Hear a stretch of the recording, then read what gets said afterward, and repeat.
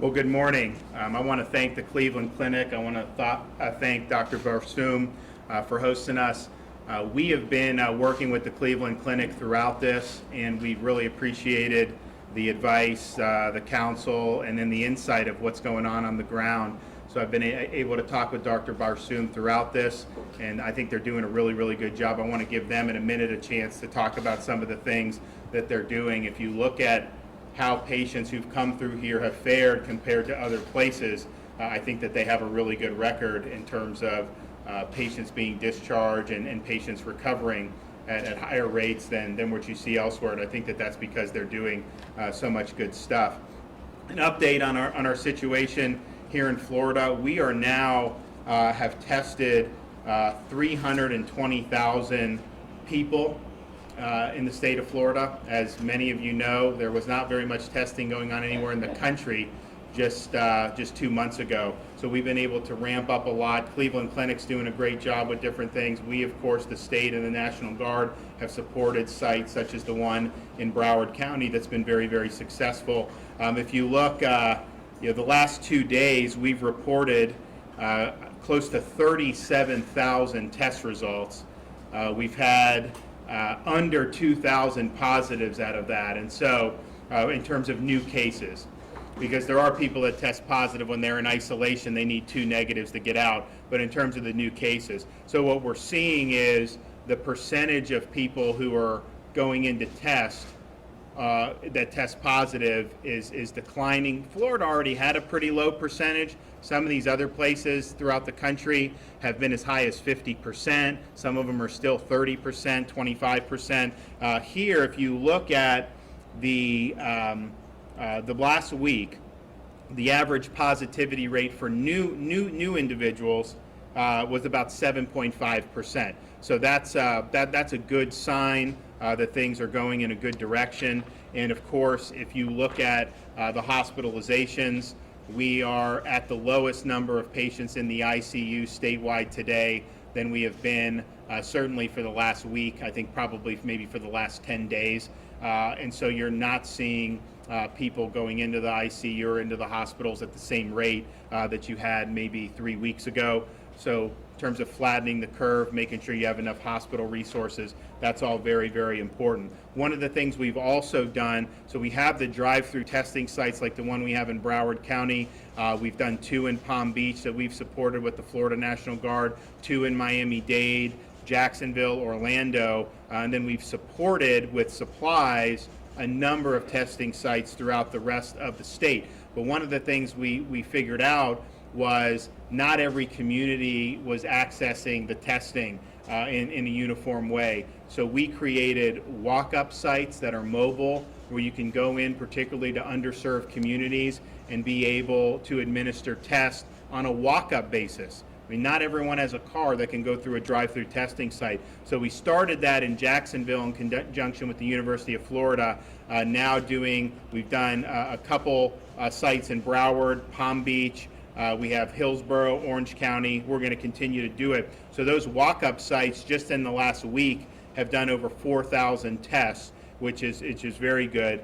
The other testing that we've really ramped up is, we know the nursing homes have been the #1 place that's been at risk from the beginning. That's why we made sure all the staff were screened, required that, banned the visitors from going in, requiring wearing personal protective equipment. And the state of Florida alone has sent millions of masks just for our long-term care facilities and nursing homes. So we did that. You did have some nursing homes that didn't follow and allowed sick people to come in, and there were negative results from that. You had other situations where an asymptomatic staff member passed the screening, but then spread it to the staff and eventually to some of the residents. So we wanted to figure out a way where you can preempt that. So a couple weeks ago, I created National Guard strike teams to go proactively into nursing homes and assisted living facilities. These are 4-man teams. We now have 50 of these teams operating throughout the state of Florida. They've already done 5,000 tests. I think you're going to see that number increase. But if you see signs of an outbreak, then you can contain it, you can isolate who needs to be. So I think it's a way to protect our most vulnerable residents, and we've been really intent on doing that from the very beginning. Going forward, there's going to continue to be a need on testing. We have contracted with 2 different of these labs that can do high throughput testing. So that's 18,000 samples that we'll be able to submit to these 2 labs a day.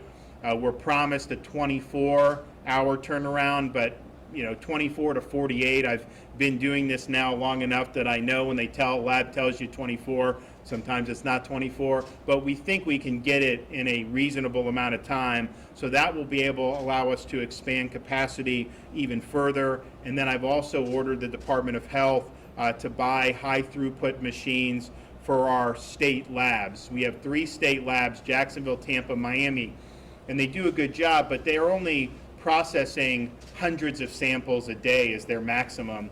We want high throughputs so that we can do significant amount in the state labs. That would be, if you're in southern Florida, we take it every day to the Miami lab, run it through, and then hopefully be able to get a result the next morning. And so those are set to arrive later in the month of May, but we think by the summer we would like to have that set up. So you're looking at 10,000 samples a day just in the state labs in the state of Florida.